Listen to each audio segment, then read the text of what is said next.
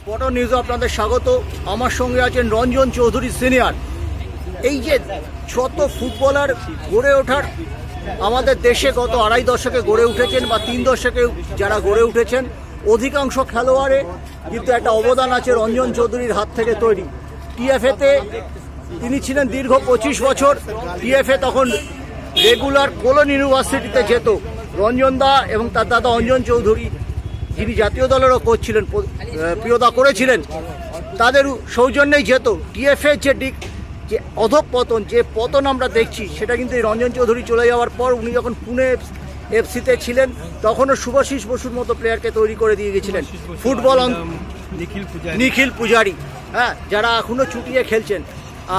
রঞ্জন দা, তোমার কাছে সবার আগে বলবো যে তুমি তো আইএসএল নিশ্চয়ই দেখেছো, নতুন কোনো ইন্ডিয়ান ছেলে চোখে পড়লো? আমি আইএসএল পুরো গভীরভাবে ওয়াচ করেছি, কিন্তু এখন গোটা পৃথিবীতে স্ট্র্যাটেজি চেঞ্জ হয়ে গেছে। আমরা এখনো নর্থ ইস্টের উপর পুরোপুরি ভরিয়ে করে আছি। এখন আমাদের অ্যাজ পার পজিশন হচ্ছে ইন্টারন্যাশনাল লেভেলে ম্যাচ করতে গেলে আমাদের ভালো হাইট দরকার।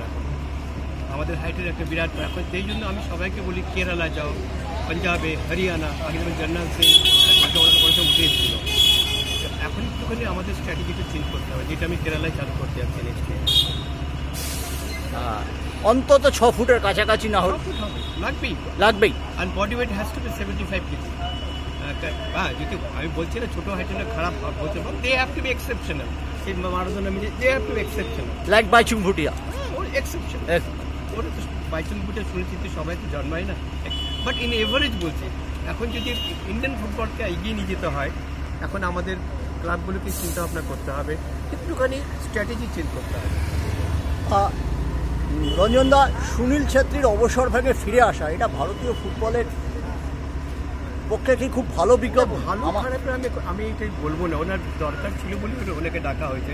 কিন্তু সেই সুনীল ছেত্রীর জায়গা কোন কোন ক্লাব ইনিশিয়েটিভ নিতে আমরা আরও প্লেয়ার তৈরি করব। আমি সব ক্লাবগুলোকে বলি, আপনাদের একটা বিরাট একটা অবদান আছে ভারতবর্ষের ফুটবল ডেভেলপ করার জন্য। আমরা এটা প্রত্যেকটি পৃথিবীর প্রত্যেকটি, আমি প্রত্যেকটি বছর জার্মানিতে ওয়ার্কশপে যাই, 1 মাস 2 মাস করে কাটিয়ে আসি। প্রত্যেকটি ক্লাব কিন্তু নিজের প্লেয়ার তৈরি করে না অ্যাকর্ডিং টু ইন্টারন্যাশনাল ডিমান্ড অনুযায়ী। তো দেখা যাক, আমি খুব ইচ্ছা আবার ইস্টবেঙ্গলে আবার নতুন একটা একাডেমি চালু করবো। মেহতাব সিং, সব মেহতাব সিং, মনোজ মোহাম্মদ, তোমার একাডেমি কোভিডের আগে যেখানে হতো, এই ইস্টবেঙ্গল মাঠের প্রত্যেকটা ঘাস তোমার চেনা, তুমি ওদের খুব যত্ন নিয়ে তৈরি করেছিলে এবং আমরা দেখেছিলাম সেই ছেলেগুলো এখনও খেলছে। শুভাশিস বসুর যে এতদিন দীর্ঘদিন ধরে খেললো, যখন তোমার কাছে প্রথম এসেছিল, সেই গল্পটা কিভাবে তুমি স্পট করেছিলে, সেই ব্যাপারটা যদি একটু বলো। শুভাশিস বোস প্রথম দিন আমি দেখি বাচ্চা ছেলে ছিল, ট্যালেন্টেড ছিল, কিন্তু সেই অনুযায়ী যে ধরনের টেনেসিটি দরকার ছিল তো ছিল না। অনেক কষ্ট করে, অনেকভাবে অনেক করে আমি একবার যে কোনো ছেলেকে একবার চোখে দেখে বুঝে যায় তার মধ্যে টেনেসিটি পাবে। আমি একবার ওকে দেখে বুঝে গেছি এই ছেলেটি বিরাট বড় জায়গায় যাবে, সেটাই বলছি। হাইটটা দুর্দান্ত ছিল, বডি ওয়েটটাও ছিল। তোমার কাছে যে পুনে এফসিতে যখন ছিল, সেটা কত সাল? আমার কাছে ছিল 2016-তে ছিল, 2016 থেকে 2019 পর্যন্ত 3 বছর। না, 3 বছর ছিল। 3 বছর মানে একদম প্রারম্ভিকটা তুমি তো 15 থেকে 18 বছর পর্যন্ত আমার কাছে। 15 থেকে আমি তখনই, ওর বাবা প্রাক্তন ফুটবলার ছিল। মধুদাও আমাদের বলেছেন যে উনিও বোধহয় গিয়েছিলেন পুনেতে তোমার সাথে কথা বলে। আমি যেটা বলছিলাম, আর মানে কোনো ছেলে কি তোমার ডাক কাটলো, উঠতি ছেলে যারা 22-23 বছরের ছেলে? এই মোমেন্টে আমার চোখে দেখা কেরালা একটা হচ্ছে এমন একটা ভালো পোটেনশিয়াল। কেরালা এমন একটা, কেরালাকে যদি ঠিকঠাক করে ধরা যায়, কেরালা অনেক দূর আসবে। আর 100% এও বলবো Kerala Blasters, Kerala total football প্রচুর পোটেনশিয়াল, প্রচুর।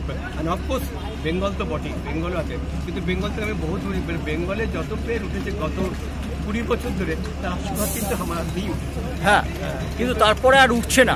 আমি বেঙ্গল থেকে দূরে চলে গেছি, কিন্তু আমি এখন চেষ্টা করবো যদি কেরালা একাডেমিটা স্টার্ট করতে পারি ভালো করে নেক্সট ইয়ার, এখান থেকে বেঙ্গল থেকে। কিন্তু ইস্ট বেঙ্গলেও তো নতুন সুনন্দ ধর জয়েন করেছেন, যুব উন্নয়ন নিয়ে ওরা ভাবছেন। ইস্ট বেঙ্গলে ফিরে আসার কোনো ব্যাপার আছে রঞ্জন দা? ইস্টবেঙ্গল আমার রক্তেই, ছোটোবেলাতে আমার বাবা ইস্টবেঙ্গলে ছিলেন। আমার তো বহু ইস্টবেঙ্গলের সাথে আমি গত পার্সোনালি আমি গত 35 বছর ধরে জড়িত হই। তো আমি চাই ইস্টবেঙ্গল আবার সেই একাডেমিকে আমরা আমাদের ইস্টবেঙ্গল একাডেমি তখন গোটা ভারতবর্ষে সবাই আমাদের হ্যাঁ, নিশ্চয়ই। আমি সেইটা আবার ফেরত আনতে চাইছি। আর মৃত্যুদা এবং দার্জিলিং গোল্ড কাপও তোমাদের টিমই জিতেছিল 18 সালে। অনেক ধন্যবাদ রঞ্জন দা। ঠিক আছে।